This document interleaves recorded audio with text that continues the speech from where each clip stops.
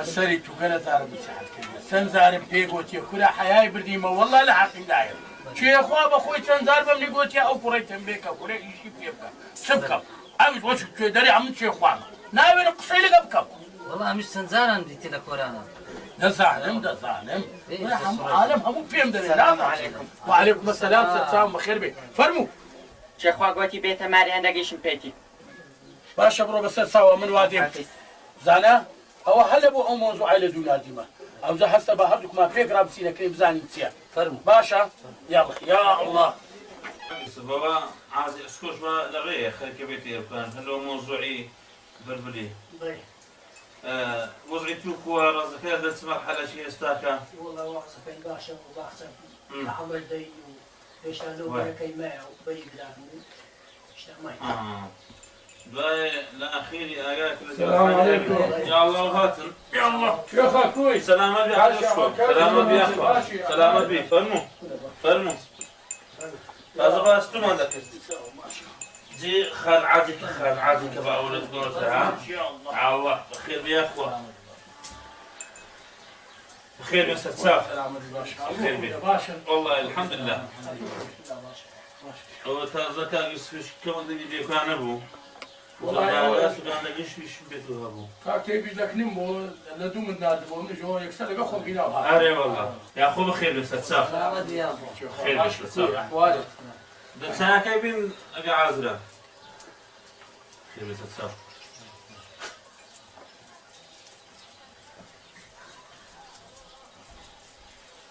نعم لازم عندنا أنا عزم عليه على فيديو كان في قالوا شو خبر ساوان أجا أتوجد دودنا ناس أمن هل مقصد مو بيمك الدعم نابو بيه بس نابني وزارة معادي اسكو لبوش تشتاي بكير دوسيا شيخ وحسبوه والحملة يتصبوا جدع لازم إن شاء الله هذه حسكو بلي فراسي وزارة إيش زور قرنم بيتير ما وكا متابعي أو كرة كذا كم راسي إيش ناري دكاتن هم نتوش زوانيا هم لو بندكش من زوانيا زور لي بيزايم براستي إذا حزم ليا أتفكرش ليه كيف زمان سلام موضوع قصة شبكي شيخوه براستي خصها كانت راسها ناري مونية بس أمن هلاك بملقى أو كرة هندي نسيحتي كم سب كم بقسم ناك بخواي سنزا كاكتي بخوي أويش تبليغي كرديا ونسيحتي كرديا ناي كان جيل خصها كان مناقلي والله بسمه دبي وهاي جيب كم دار كان يجيب كم دبي زارة شدي نتاني أويش القرآن بكاتن شيخوا بخويا مش قلنا زار أنا ساعات مكليا أنا ساعاتي كذا جي ناقري قالك بيعانة شيخوه مسألته عمل قال لي سجري هلال ومنازع نمسيلي بكم ساعة بس عيازي ده كم والله هي ستير معادي اسمه أبي روجي كامل وعن دبين متساوم ليا أو عمجي لك يخوض إيه عمجي سنسال اللي كان بخير ذاك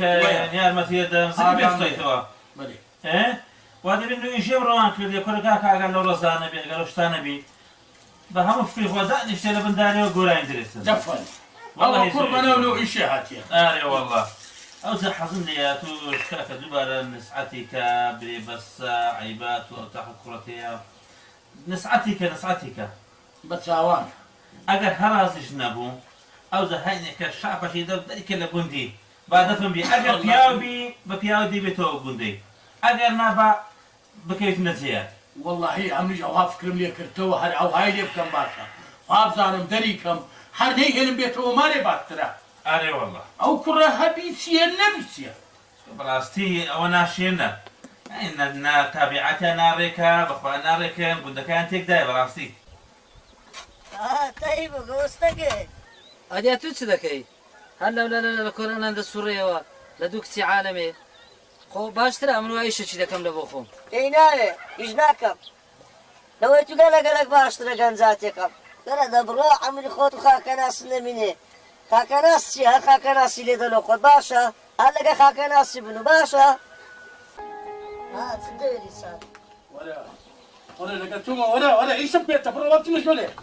كرم سنزارم بيغوتي كل بس انا وغندي مقري كل بس ايش خود بك كل حياة وناموسي من تبرتيا بس بيها هتا كاين يا دبيا ودبي نانخۆری جێگری نە ئیشەک لە کاسبیەک نە دەچیان ناوڕەسی نە ئیشەکی دەکەی مردم هەندی عەمەلەی بگرم شەرمەی ناکەێت و پرا ئەدیۆ بە خۆت هیچ ناکرێت دەرێت چێ خوای بم دیارە من ئیشکەم لە خۆت عەمەلە چی بگرە بە من ناکرێت ئیش زمانی چەقڕەپە زمان لەنە ئەو قسانە کو دەکاتێت ئەو قسانە لە تو نەهاتیە ها ئەوە پێم دەرێم ئیشە دەکەی بکە ناکەی هەردوو چاوت دەردەینم دەرت دەکەم ها لێرە ناتێنم ئەسە بڕە ئێستا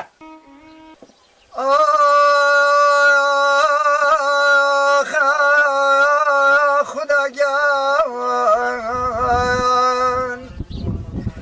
چی بکەم لە چارەکەی ڕەشم غەریبی و هەژاری هەر بەریا لە بەشم هەر لە منداڵیەوە ئەز دەکەم من وا بێ بەشم من وا بێ بەشم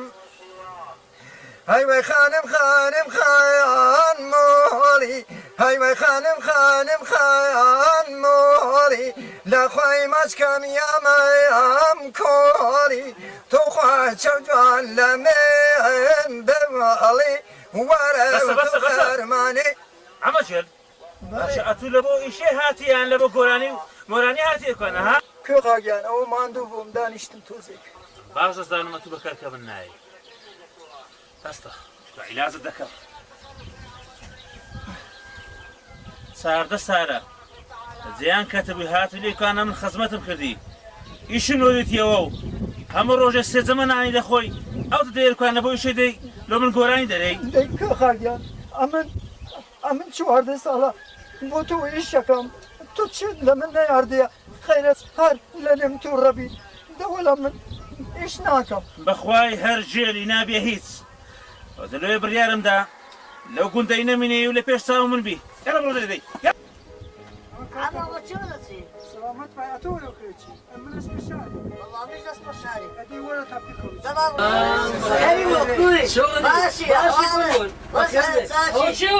والله دەستمە شاری سلام بخيري هاك حما بخيري بخير بيان فرمو وەکوین برا باشی بخير بيان سلامت برو كاكا برو كريمو خوش بيا اخو بخير بيان بخير وشو غير كان والله دەستمە شارینە اسمه شاري أنا والله يا اخو بخير بيان سلامت يا أخو والله كريمو دەستمە شاری خير بس يا شاري خير لبي إن شاء الله هذه كو بابد لقرنيا باب نوسي خو من دارو كريمة كريم باشا كاكا حما اتولو فلس يا شاري برا منیش باسی من نەکەم کە خالە گوندە ئەو چواردە ساڵە زەحمەتێکیشم درۆی ئیشەکەم چ هیچە پێم نایە ئیسش لە خوڕایی لێم تۆڕە بوو دەرم کردو ئەی چ بکەم ماري كردي یاری وڵا دەرم کرد والله بداخوا اي تساوي جوير چ بيان بکەم چ کەسیشم نییە و چ کەسێکیش لە شار ناناسم وڵی اما لقرم دورنا شاري اختنا ئەی یا ڕەبی باشە. خوا لێت خۆش بەسەر چاو. ڕازی بوو یا ڕەبی یا ڕەبی خدا لێت ڕازی بوو لو كريم دارما بخوما شاري بناساني لتوما دبي شاري اخذ اسي شاري سكي جناب وش أو عالم اللي خمنا سورة مو إيش الشيء کاکۆ بووجان ئەوە ساڵیگە لێری مە براگەی خۆم ئەتۆ لۆ ناوەی خانێکی بۆ خۆم کردی خالي نسي عمجي ئەدی وەتەمانی کاک بڵبڵ ژنی بینی عمجي إيش قال باشا جنبيني وجني بتسبينم هاي يا أود إيش بس بشيهور كا وفضغ كيدا كا جني بتسبينم عمجي خوا کەریمە گوێمەدەی طيبو كرايته ولا السلام عليكم عليكم السلام فرما مصطفى شلون باشي السلام محمد جيل شلون بلبل باشي اسحب شلون باشي یا بس ممنون والله خير يا سلامات احوالكم مصطفى خوش بيا اخو سلامات بيا شلون محمد جيل باشي والله متبارك ما مصطفى خالي ما مصطفى يا أخوة خير خوش بيا اخو سباس دم باسي قدي ناساني والله بلبل برمشي حتى يستكسي وانا هاتيا انا هيك خبروش توام بينا جيشتيا أنا نسيت ما مصطفى والله مامۆستا هیچ خەبەریمان پێ نەگەیشتی. والله مامۆستا کەریم ئەمەش هیچ خەبەر نازانێت. بەس وا ئەبزانم باوە پەشیمان بوویتەوە. کاک غەزەفەردی بەتەمای تووە. دڵم بە گوڵ بناڵێنم بە دەرد و غەم بە گریانم دڵم گوڵم بناڵێنم لە غەم و دەرد لە گریانم لە چارەکەی ڕەشینی بە دەردی بەناڵانم. ئەمەێەوە چ گۆرانیتەوە وەڵا چ بکەم کاک بوڵبوڵ بەخێراتی. وەژبێ دوو بیتاقەی لۆ تۆم کڕەیە ئەمەجێت بە تەمای خۆی وا ئەوەیان دەکەم.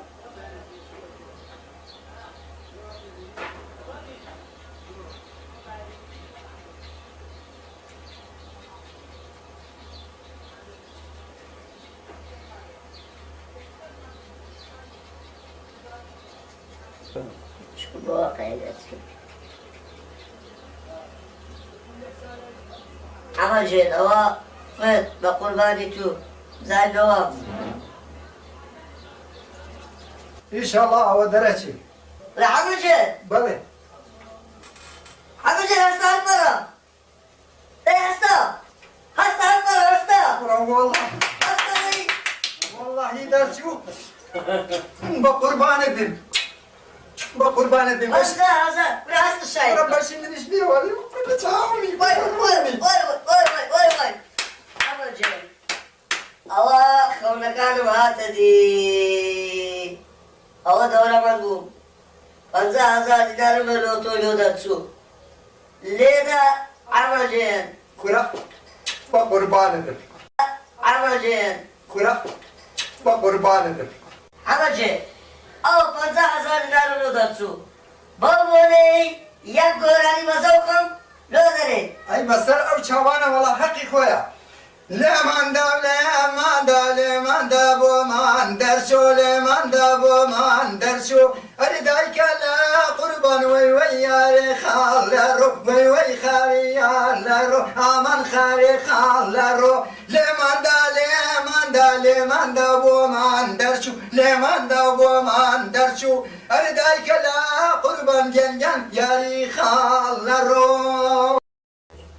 وڵالا بەڵێ چ دەوێ ئەوە هاتم دەزووکە ئێوە هاتم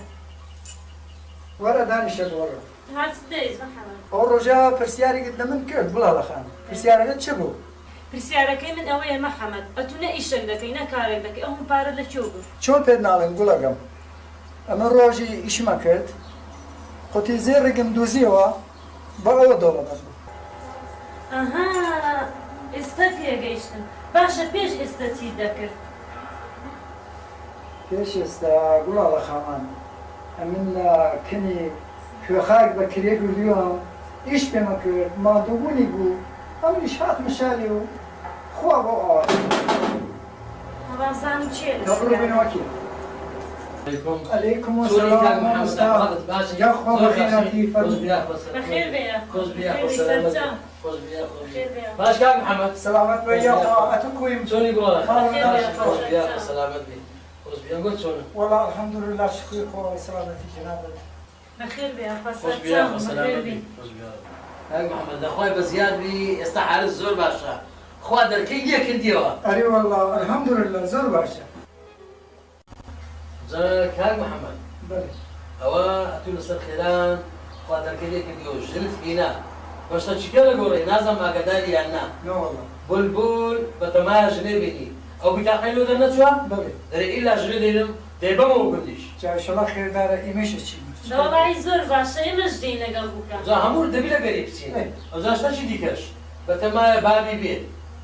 على ئاساس پشۆخە بەتەمایە بێت لەگەر جەنابەت چابێتەوە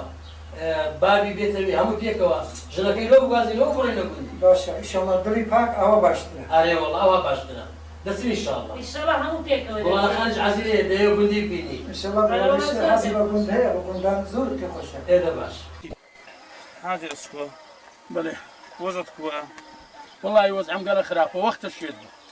لو ده بس کوڕە لەبەر ئەوەی لەبەر ئەو کوڕە بەستە زمانم ناردیە نازانم ئێستا چی بەسەر هاتیە و چ دەکا و چ ناکا والله ڕاست دەکەی قەدرمان لێ کرد ئەمیش قەدرم لەو همه جێ کرد وەڵەو زۆر ئینسانی ناڕێک بوون بەس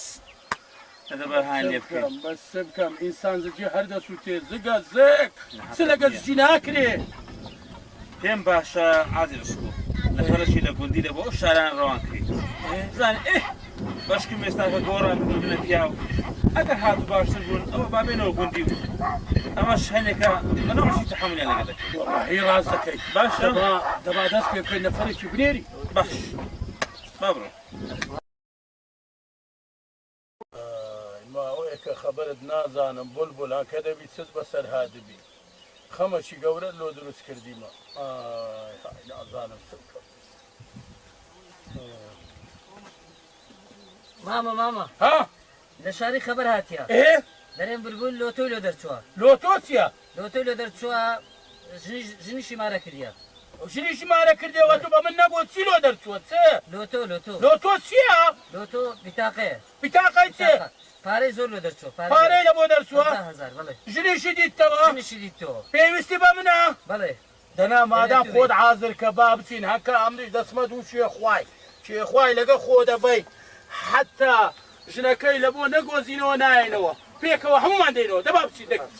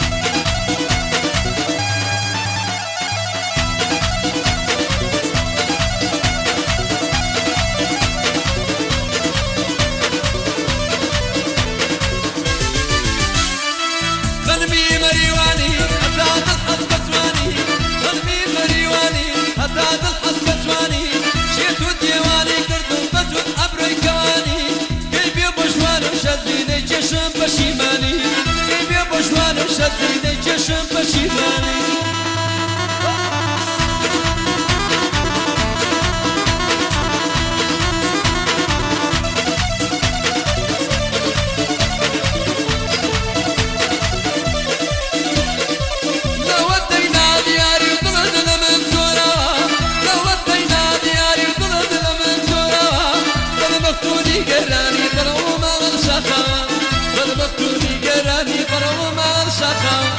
قلبي مريواني أتاد الحسك زواني قلبي مريواني أتاد الحسك زواني شيخ وديواني قرب بتود حبل الجواني كيف يا بشوان ارشدي للجشم بشيماني كيف يا بشوان ارشدي للجشم بشيماني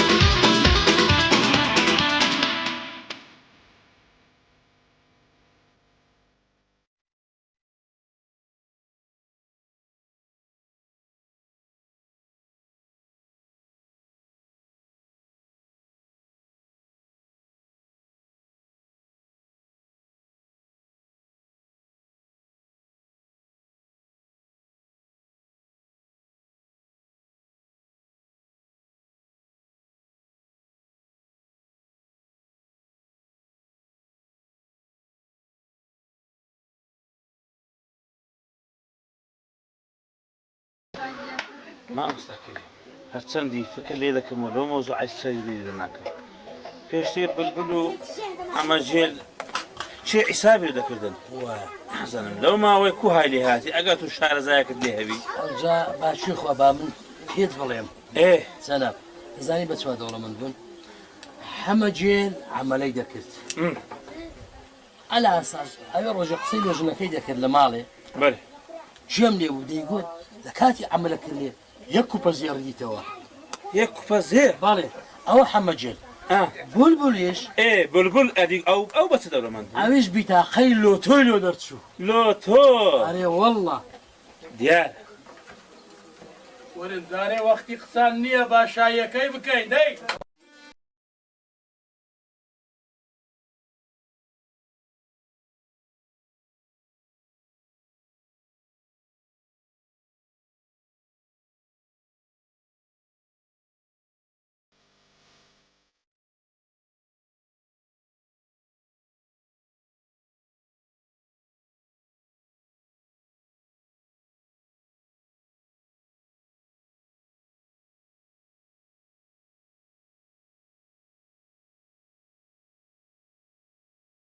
صار الديارة قد قال ولا ليه؟ صار الديارة قد قال ولا ليه؟ صار الديارة قد قال ولا ليه؟ يلا وش قلتم اكشن مداير فين زي بجميرة بري حاضر بد تاج وان اكشن قال ده رأس بينا لو خاك ناصر قال ذاتي قلق باشتر لو ايتو باشا يا عادة زود زوام بس انت يا عم لا كتب بك لا هو عثمان بالزربة عثمان جيلي كله اشتنى باك تو عثمان باك تو عثمان باك تو عثمان اكشن هاتوا يكسلتوا يلا برو ماذا زالنا هلك نبي والله أودرهم إعادة تلكو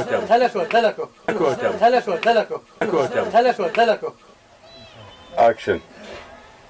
چێخوا گوتی بێتە لام هەندێک ئیشم پێ إعادة تيخوا قوتي بيت ماري إيشم بيتي چێخوا گوتی بێتە لە مارێ ئیشم پێ إعادة تلا كودي تيك 5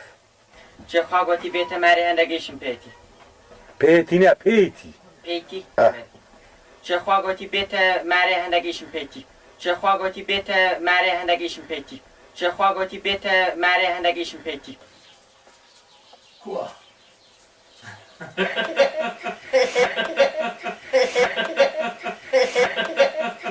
عند ذاك مدى أكشن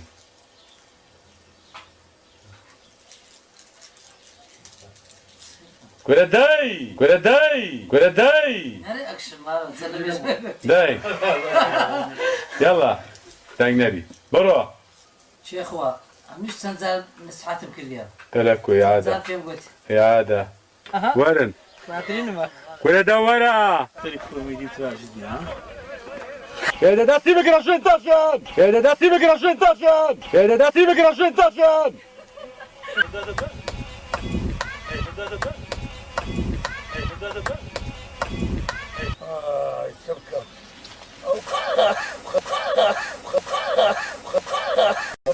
ماما ماما ها سبوا خير الشاري خبرها خلاص يا عادة تماشى مكة دانش ركني دانش هذا بس تسكان دانش أما درم دانش تبرو ولا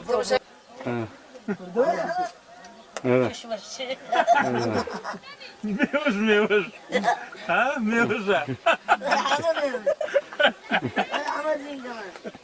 عثمان نار عتي نار عاد عثمان نار عتي نار عاد عثمان نار عتي نار عاد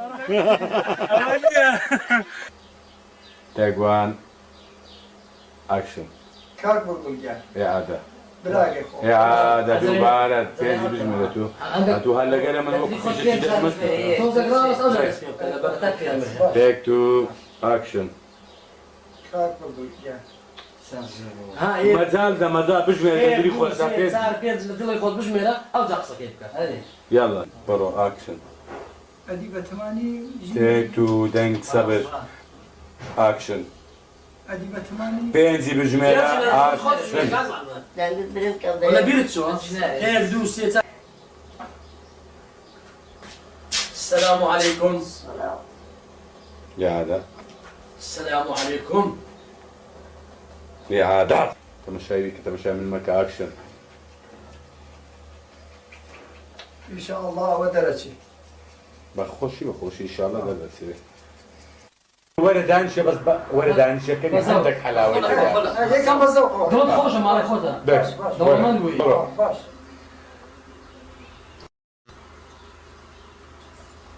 ولا دانشه ها چ دەویست ایشمان زوره دانش ایش خیر ان شاء الله ئەها ئێستا تێگەیشتم باشە پێش ئێستا چی دەکرد دەچی دەکرد إعادة دجي سارزة إعادة دجي سارزة إعادة خلال لمن بوبودة